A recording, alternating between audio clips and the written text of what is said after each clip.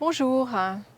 Alors aujourd'hui, je vais aborder une nouvelle polarité, intuition et instinct. C'est assez intéressant parce que ça aussi c'est une polarité. Et puis ce qui est très important, c'est de ne pas confondre l'intuition et l'agitation émotionnelle. Vraiment, comment faire le distinguo entre les deux, ça c'est vraiment une vraie question. Souvent, des erreurs de langage où les personnes disent « ouais, j'ai eu l'intuition de », mais en fait, il y avait une agitation émotionnelle et une peur sous-jacente, et l'action qui est mise en route est basée sur cette peur. Donc c'est une impulsion émotionnelle et ce n'est pas une intuition. Et donc, hello. L'instinct est lié au corps et le corps a cette intelligence de fonctionner de façon spontanée et naturelle. Donc il y a énormément de choses qui sont faites dans notre corps, au niveau de la digestion par exemple, sans qu'on en soit conscient, au niveau de notre respiration, au niveau des battements de notre cœur, et ainsi de suite. Donc le corps, lui, a cette intelligence, et ceci représente l'instinct, et l'instinct c'est la mémoire engrammée à travers les siècles, à travers les millénaires. C'est cette intelligence qui est une mémoire, et cette mémoire est reliée au passé. Faire confiance à son instinct, c'est faire confiance, reconnaître l'existence de cette mémoire. Quand mon corps a faim, c'est important d'écouter mon corps. Il y a, à travers différents types de courants, il y a parfois des choses qui sont très violentes faites au niveau du corps et peuvent générer une mauvaise santé ou même des maladies. Donc, garder son corps en équilibre, c'est aussi écouter le langage de son corps, être en connexion avec son corps. Qu'est-ce que je ressens dans mon corps? Qu'est-ce qui se passe au niveau de mon corps? Et même, si possible, entamer un dialogue avec le corps. Parce que le corps a donc cette sagesse en rapport avec le passé. Ensuite, il y a l'intuition, et je vais y revenir tout à l'heure, qui est liée au futur et qui est en rapport avec le cœur. Et au milieu, il y a l'intellect, qui est le présent. L'intellect, c'est ma capacité à analyser les données de ma vie quotidienne et de les organiser pour faire mon shopping, acheter à manger, faire à manger, organiser mon temps et réfléchir à des choses. Mais l'intellect n'est pas l'intuition. L'intellect n'est pas non plus l'instinct. L'intellect, c'est une capacité d'analyse des données que je peux voir dans l'instant, mais ces données-là sont relativement limitées puisque c'est relié qu'au présent. Et à travers l'intellect, on a le mental. Maintenant, l'intuition. L'intuition, c'est relié à notre cœur.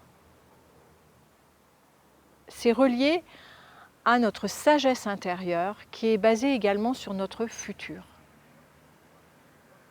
C'est la capacité de voir à long terme, de voir au-delà, de percevoir, de ressentir à travers l'intuition. Et l'intuition nous parle à partir du cœur. On parle beaucoup de cohérence cardiaque et de cohérence cœur-cerveau. J'anime des ateliers qui s'intitulent Gestion du stress et de l'anxiété, dans lesquels j'amène les personnes à se connecter à leur intuition. Parce que c'est une connexion au niveau du cœur. La cohérence cœur-cerveau ne peut être faite qu'à partir du moment où je peux amener le calme et le silence dans mon cœur. Ça, c'est un point. Et le deuxième point, c'est quand j'amène l'alignement entre mon corps, mon cœur et mon cerveau, mes pensées. Donc c'est le passé, le futur et le présent. Et le cerveau qui est au présent va agir en fonction de ces deux composantes. Va me ramener dans le présent et va agir en fonction des données qu'il reçoit à la fois du corps et à la fois du cœur. des personnes parfois me demandent mais comment accéder à son intuition, ça c'est une chose, et d'autre part, comment reconnaître que ce que je ressens, ce qui se passe au niveau de mon cœur, c'est de l'intuition. Donc la cohérence cœur-cerveau est un outil exceptionnel parce que c'est un outil de respiration, c'est un outil qui nous permet tout d'abord de faire le calme, d'une part, ensuite de détendre le corps, donc le corps s'aligne, s'apaise et s'il y a des tensions dans le corps, elles se libèrent. Ensuite d'apaiser le mental et d'apaiser les pensées pour que justement ce soit un lac très calme et très limpide, pour pouvoir se connecter au cœur. Et par le cœur, entrer dans une méditation, dans un silence intérieur, dans un calme intérieur. C'est quelque chose qui est vraiment comme un grand silence, comme une grande paix. À ce moment-là, dans cet instant-là, rien n'existe vraiment, c'est le silence le plus total. Et dans ce silence-là, et dans cet alignement corps, cœur, cerveau, je peux, si je pose une question à mon cœur, percevoir une réponse. Des mots. Ce ne sera pas une réponse par le mental ou par l'intellect qui va m'expliquer par A plus B quelque chose. Ça va être une perception, une image, un symbole. Et peut-être qu'à l'issue d'une méditation de cet ordre-là, je n'aurai absolument pas de réponse. Les réponses viendront plus tard, par l'effet des synchronicités. Accéder à son intuition, c'est entrer en contact avec son âme, c'est dialoguer avec son âme, qui va nous indiquer le chemin à prendre dans les différentes décisions que nous avons à faire dans notre vie. Ça peut être des décisions toutes simples, comme des décisions beaucoup plus complexes, comme des choix beaucoup plus difficiles.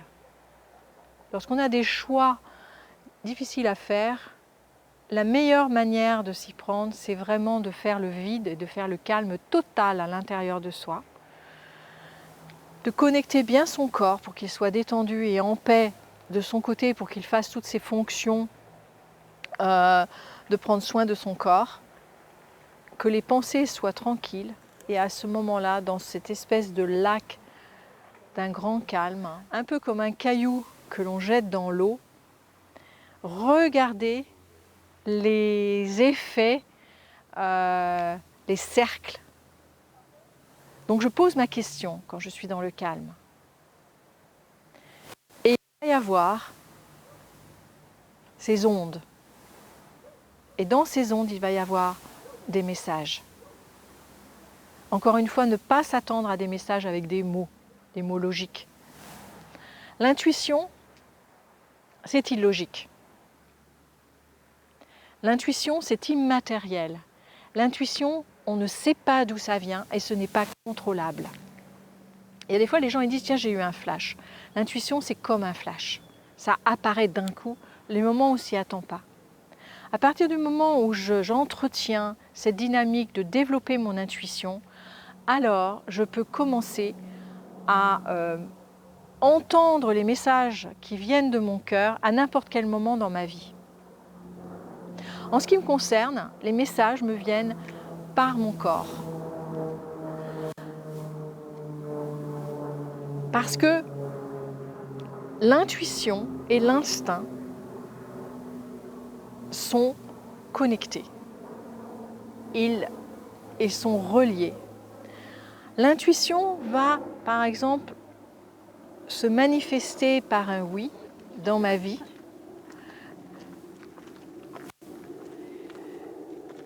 Et je vais sentir comme une ouverture, comme une expansion.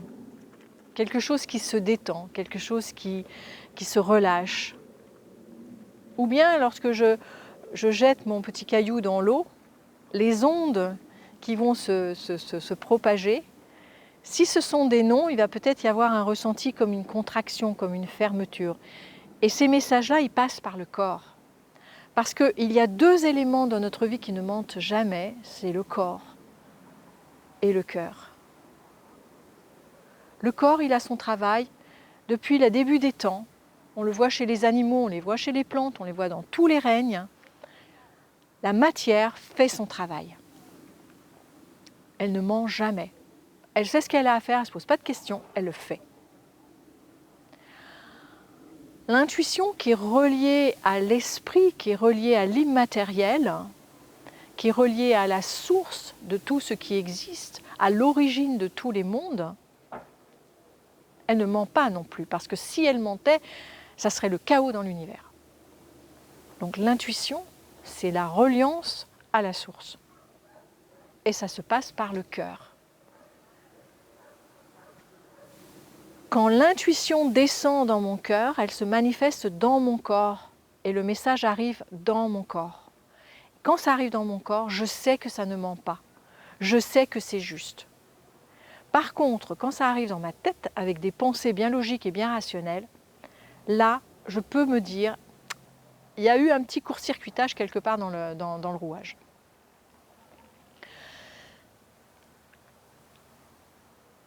Souvent, dans nos sociétés occidentales et dans les formations, dans les méthodes PIT, nous demandons beaucoup aux gens de se connecter à leur corps. Quand ils contactent une émotion dans les libérations émotionnelles et justement les agitations émotionnelles, qui était donc le titre de cette vidéo, c'est comment faire la différence entre l'intuition et l'agitation émotionnelle. Donc pour d'abord accéder à son intuition, il faut libérer toutes les émotions, toutes les agitations émotionnelles. Et nous demandons de connecter cela au corps. Plus nous développons une capacité à savoir où ça se passe et comment ça se passe dans notre corps, alors à ce moment-là, le corps, lui, va prendre en charge ces informations pour revenir lui-même en équilibre. Une fois que je peux réconcilier mon instinct et mon intuition, alors c'est un alignement dans l'instant présent. Et mon intellect va avoir le rôle idéal pour mettre en œuvre, mettre en place ce que je dois faire dans mon quotidien au niveau de la matière, au niveau des actions à mettre en place. L'instinct, à travers mon corps, possède une très grande sagesse que je ne dois pas mettre de côté. Nous sommes dans une société où nous nions le corps. À travers les religions, nous avons nié le sexe, donc tout ce qui est lié au corps. Tout ceci fait partie des fonctions naturelles du corps. À chaque fois que l'on a réprimé quelque chose au niveau du corps, ça a engendré des abus, ça a engendré des déviances. Donc revenir au corps, revenir à l'écoute de son corps et des besoins de son corps est primordial, sans interdit, sans préjugés, sans tabou. À ce moment-là, il va y avoir une grande ouverture et une grande libération de l'énergie dans le corps, qui rejoindra à ce moment-là les messages qui viennent de notre cœur, lorsque mon cœur est en paix et qu'il n'est pas pollué par les agitations mentales ou les agitations émotionnelles. Donc dans les méthodes PIT, à travers toutes nos formations, nous travaillons énormément au niveau de ces agitations émotionnelles et au niveau de la reconnexion au niveau du corps.